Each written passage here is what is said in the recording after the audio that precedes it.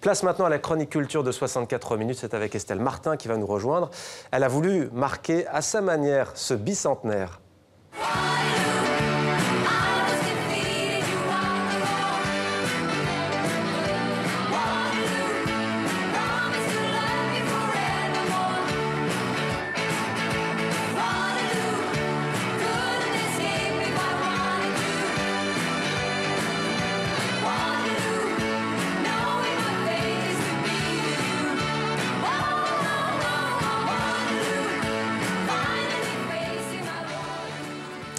Bonsoir Estelle. Bonsoir Mohamed. C'était donc la chanson du jour et même du bicentenaire. Ah oui, Waterloo, c'est aussi la victoire de la Suède. Il fallait le rappeler ce soir dans 64 minutes. Ce titre a permis aux Suédois de remporter l'Eurovision. C'était en 1974. Et c'est un titre qui s'inspire de la bataille de Waterloo et de Napoléon. Vous venez de le voir, ce magnifique buste de l'empereur français. Sauf qu'ici, il s'agit d'amour avec Abba, c'est souvent le cas. Je vous ai traduit le refrain, parce que vous êtes parfaitement bilingue, mais peut-être pas à tous nos téléspectateurs. Alors, Waterloo, j'ai été battue. Tu as gagné la guerre. Waterloo, je promets de t'aimer toujours plus. On a un peu de mal à imaginer ce genre de conversation entre Wellington, Napoléon et Blücher. Mais relevons quand même cette parole. Je me sens comme si je gagnais en perdant. Mais Abba a tout compris. C'est exactement ce qui s'est passé pour les Français. C'est ce que vous nous avez expliqué dans le grand angle.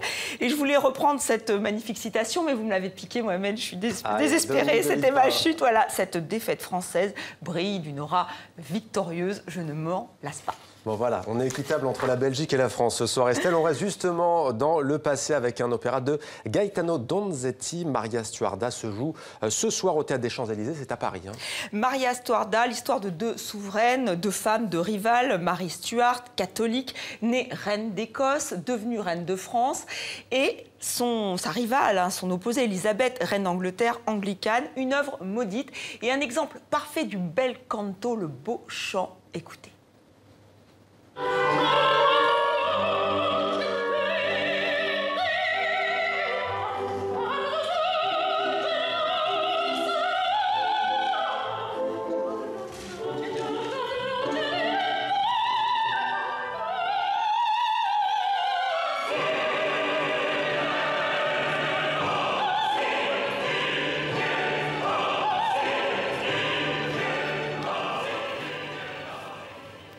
Soprano italienne impressionnante, Estelle. Oui, surtout avec sa hache. Alors, il s'agit de Carmen Giannattasio. Elle interprète Elisabeth. Alors, je vous le disais, cet opéra a bien mal commencé. Nous sommes en 1834.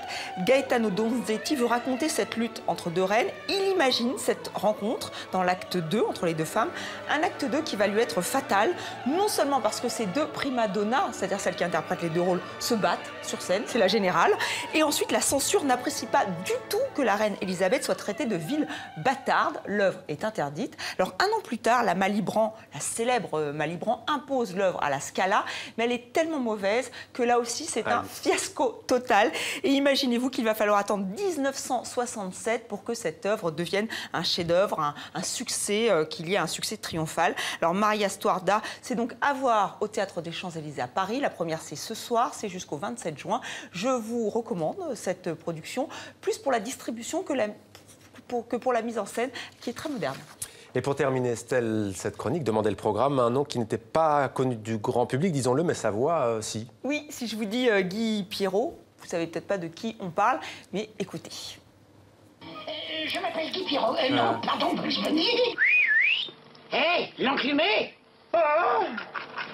J'ai du rap de renard, là. Ça t'intéresse peut-être, du renard? Ah ouais, super, du renard. J'en ai bouffé un jour avec un peu de corbeau. Mais il est bien celui-là. Il a la tête et même la queue. Ouais, mais je préfère les bébés phoques. Je le trouve charmant, je le trouve malin, et puis pas méchant. Comparativement à Woody Woodpecker, que je fais aussi, que je trouve méchant. Vous arrivez à point pour votre visite médicale annuelle. C'est parfait. Ouvrez la bouche et faites un...